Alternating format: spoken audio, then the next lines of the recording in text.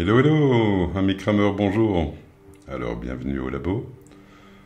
Petit retour de test que j'ai effectué sur du matériel fourni gracieusement par les fournisseurs.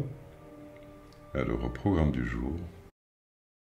Merci à Shenzhen Atomstack Technologies de m'avoir envoyé gratuitement l'Atomstack P9M40.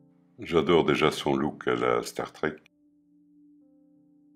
Alors commençons par voir ensemble les spécifications annoncées. Alors je note que cette machine est équipée d'un laser à focale fixe de 40 watts en entrée et 5 à 5.5 en sortie, mais équipée d'un laser à quadruple compression, c'est prometteur. Elle peut être contrôlée par un câble USB ou une carte TF. Intéressant ça. À voir ce que ça donnera en pratique. Passons au conditionnement. Le colis est arrivé en bon état, un emballage soigné et pro, et chaque composant est protégé par une bonne couche de mousse. Parfait. Je vous épargnerai le déballage. Passons au contenu. Alors nous avons une plaque de protection pour le plan de travail, quelques outils et colsons pour le montage, petit sachet de composants étiquetés par étape de montage, un câble USB avec ferrite, petite lingette non fibreuse, écran de contrôle et son câble HDMI, une clé USB lecteur de carte micro SD. Alors les deux pieds, le gauche étant équipé du bloc de contrôle, l'axe Y, l'axe des X, les quatre plots de montage, l'alimentation 12 volts 5 ampères et son cordon, quelques échantillons à graver, et pour finir la pièce maîtresse, le laser. Donc un laser 12 volts 3 ampères, entre 5 et 5.5 watts en sortie, muni de sa petite vitre de protection contre le rayonnement. Par contre, je n'ai trouvé nulle part les specs du niveau de protection de celle-ci. Et bien sûr, le manuel utilisateur. Alors voyons voir ce qu'on peut faire avec tout ça. Passons au montage. Alors je commence par solidariser les deux axes, desserrer les excentriques pour ne pas forcer. Ensuite, je vais monter les deux pieds. La mise en place des plots de montage facilite grandement la chose puisqu'il met la machine à la bonne hauteur pour pouvoir visser les pieds facilement.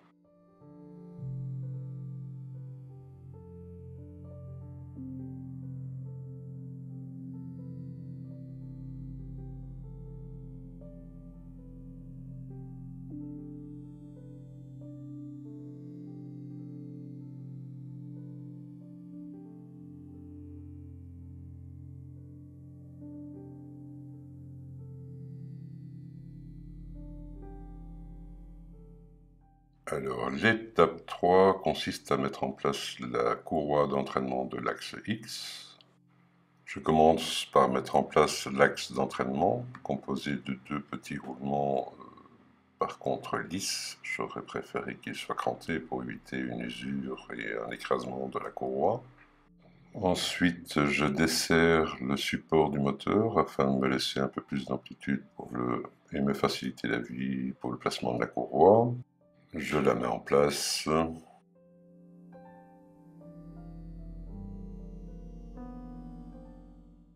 Il ne me reste plus qu'à la retendre. Voilà qui est fait.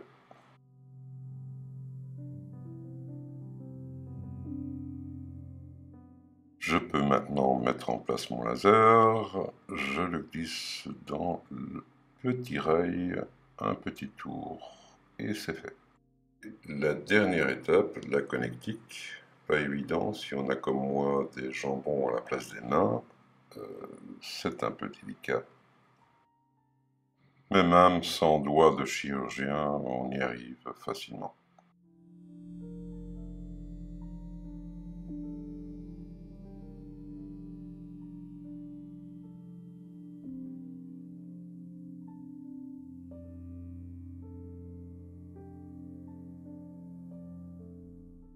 Reste le petit écran de contrôle, et voilà qui est fait. 7 minutes 40 plus tard, notre machine est montée.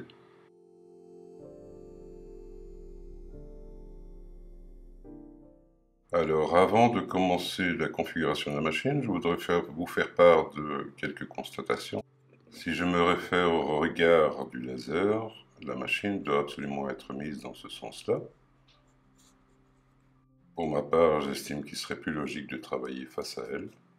Mais pas de regard de ce côté-là, et de plus, en position 0,0, il est impossible d'aller voir si la machine est bien positionnée. Alors le câblage, pourquoi ne pas les avoir mis sur le côté, ça aurait dégagé la vue. Alors le laser, je suppose que remplacer les radiateurs par une coque en alu pour le rendre plus léger nécessite un ventilateur beaucoup plus puissant.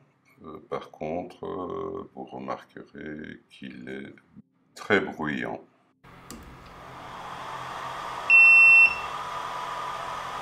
Laissons là les observations, qui n'engagent que moi d'ailleurs, et passons à la configuration.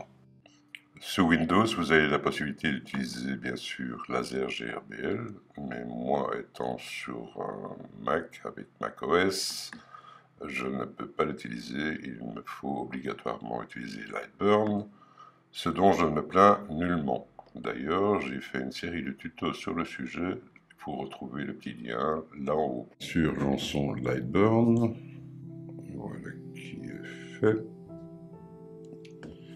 Donc, je vous rappelle que pour tout nouvel appareil, je vous ai créé un petit tuto, vous le retrouvez là en haut. Mais commençons. Je vous montre l'appareil, j'ai Lightburn allumé, donc j'allume ma machine. Voilà. Alors, première chose, je clique sur appareil, je lui demande de trouver mon laser. S'il est bien connecté en USB, suivant.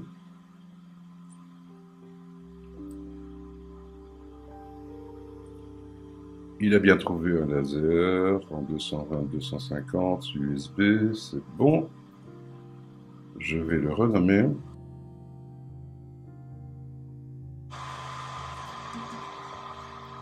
Ok, les dimensions sont correctes. Suivant. L'origine machine est bien en avant gauche. D'ailleurs, impossible de le modifier, c'est la configuration de base. Next. Tout est bien correct. Je finis. J'ai bien mon Atom Stack qui se retrouve ici dans ma liste. Voilà. Ok.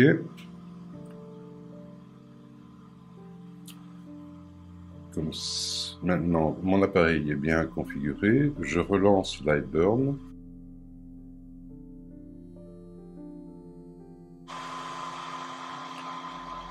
Si je sélectionne mon laser, cela fonctionne bien. J'ai maintenant, donc il est revenu en son home, son point 0, et j'ai bien une grille de 220 sur 250. Parfait. Alors, notre machine étant configurée, nous allons maintenant passer au test. Alors, j'ai créé un petit fichier pour ça. Ce fichier donc pourra être appliqué à n'importe quelle machine. Ici, je l'ai dédié à l'Atom Stack P9M40. Alors ici, nous avons la gravure. Suivant la vitesse et l'intensité, la puissance, nous pourrons définir quelle est la plus adéquate. Ici, nous avons 4 images, les mêmes, par contre, elles seront gravées dans un mode différent à chaque fois, en Jarvis, en Stucky, en Atkinson et en ordonnée. Un petit test de découpe, chaque fois avec la vitesse, une passe, deux passes, trois passes. Un petit exemple de texte, voir jusqu'où il est lisible. Et un petit test d'accélération qui permettra de définir si, en variant la vitesse et les changements brusques de direction, n'engendre pas de déformation du résultat. Voilà, donc le fichier étant présenté, nous allons le graver. Donc j'allume la machine et lui laisse faire son travail.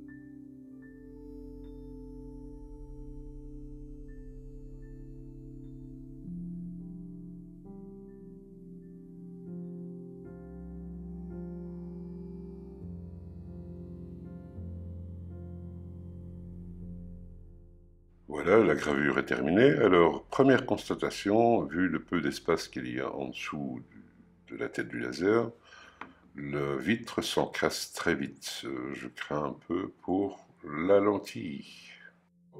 Passons à l'analyse de la gravure. Nous voyons que la qualité est au rendez-vous. La finesse du trait est, comme on annonçait, parfaite, aussi bien en vertical qu'en horizontal, la même dimension, le petit dixième comme annoncé, c'est très bien. Ensuite, passons à la gravure. Donc, en 254 dpi, si je vois en 3000, on peut avoir quelque chose de parfait à partir de, je dirais, 35%, c'est parfait. À 3500, quelque chose de parfait à partir de 45%. À 4000, je dirais 60, déjà à partir de 55 d'ailleurs. Et en 5000, c'est quasiment identique qu'à 4000, je dirais plus ou moins 50, 55. On a quelque chose de vraiment valable, ce qui nous fait une base de référence pour nos gravures. Alors au niveau des images, ma préférée c'est la Jarvis. Le tout aurait mérité un peu plus de vitesse, c'est trop foncé. Par contre, dans la Jarvis, les détails sont vraiment bien prononcés et la gravure est assez en profondeur. On est proche de la 3D. La Stucky est pas mal, mais bon, il faudra avoir avec un peu moins de puissance ou un peu plus de vitesse. Atkinson trop prononcé. Et l'ordonnée, on voit le quadrillage, bien sûr. C'était pour un essai. Je ne choisirais pas celle-là. Au niveau de la découpe, je rappelle que je suis dans du CP de boulot de 1,5 mm. On voit ici qu'à partir de 500 de passe, on est à travers. Le 500, une passe, on y est quasiment. Quand on regarde le verso, on voit qu'il ne manque pas grand-chose. Et alors, pour travailler en une passe, la vitesse 400 est parfaite. Une passe. À noter que j'étais ici pour toutes les coupes à 95%. Je n'utilise que rarement le 100% de puissance du laser. Alors pour le texte, nous voyons qu'à partir de 2 mm c'est lisible, 1 mm c'est vraiment trop petit. Pour du Arial bien sûr. Le trait est parfait, vraiment en remplissage plus ligne, le texte est vraiment impeccable.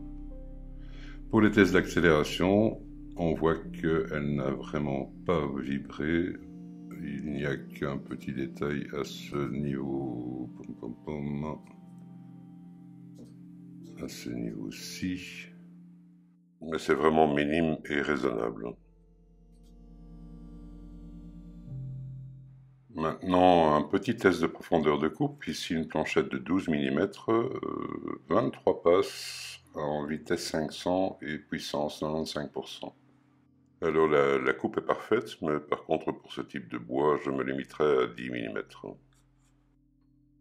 Alors, attardons-nous maintenant sur les possibilités que nous offre le petit tableau de commande et le travail hors ligne. Je commence par brancher la clé USB contenant la carte SD et je débranche le USB. Créons un petit projet, donc disons que je veuille graver ceci. Je le déplace près du home. Voilà. Donc ici, je vais régler les calques. Donc ici, je suis bien en vitesse 5070 de puissance, en remplissage, une passe, parfait. Et ici, pour la découpe, donc je suis en vitesse 500, 95%, et je vais mettre 2 passes Je travaille sur du CP de Balsa 2,5 mm, donc 2 passes devraient être suffisantes. Voilà, donc mon projet est prêt, je peux maintenant le transférer sur ma carte SD. Je suis bien sur ma carte SD, voilà, je vais l'enregistrer sur Wolf 02, voilà, enregistré. Je suis maintenant prêt à graver hors ligne. Alors je transfère la carte micro SD dans la machine, il faut des doigts de chirurgien avec ces cartes. Voilà qui est fait. Voyons ce qu'il nous est proposé à l'écran. Alors, deux options nous sont proposées, soit la gravure, soit les réglages. Dans les réglages, le bip sonore à l'appui d'une sélection, des informations concernant la machine. On retourne. Ça mériterait également un petit réglage sur l'intensité lumineuse de l'écran, mais nous ne l'avons pas. Passons en gravure, nous retrouvons notre fichier. Alors la petite roue nous permettant de bouger notre laser dans les 4 directions et le homing. Alors un petit bouton nous permettant de centrer et de faire un cadrage de la pièce et de fixer la position. Le cadrage est très lent. Je lance un homing pour pouvoir graver ma pièce. Voilà. Et je lance. Il me demande combien de passes je veux. Voilà, une suffira. Et c'est parti. Alors, un petit time-lapse.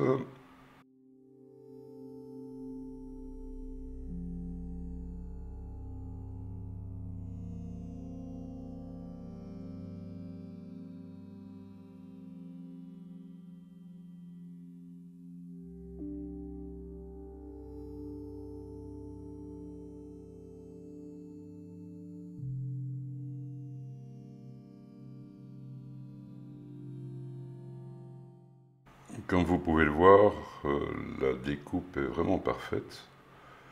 Elle se détache sans problème et le résultat est vraiment satisfaisant. Alors je suis loin d'avoir fait le tour de toutes les possibilités de cette machine. Bien sûr, il est possible de couper du papier, de graver du cuir, de faire de la découpe de plexi, de graver sur métal. Ce que je peux vous dire, c'est que même à travers la gravure du bois, la pièce métallique de protection que l'on met en dessous est bien incrustée et même déformée par le laser. Je vais continuer les tests et vous en faire part sur mon groupe. Vous avez le petit lien là en dessous, en description. Je m'excuse pour la qualité de certaines images. Elles ont été prises avec les moyens du bord, à la méthode MacGyver. Je suis loin d'être bien équipé pour la prise de vue. Avis aux fournisseurs, je suis preneur et je peux effectuer des tests. Quant à vous, vous connaissez la chanson. Si cette vidéo vous a plu, si vous avez un commentaire ou des questions par rapport à celle-ci, n'hésitez pas, je réponds à tout le monde. Ceci conclut notre petit banc d'essai du jour. Et comme je dis toujours, petit pouce, abonnement, et vous verrez les suivants. Bonne journée à tous et à bientôt.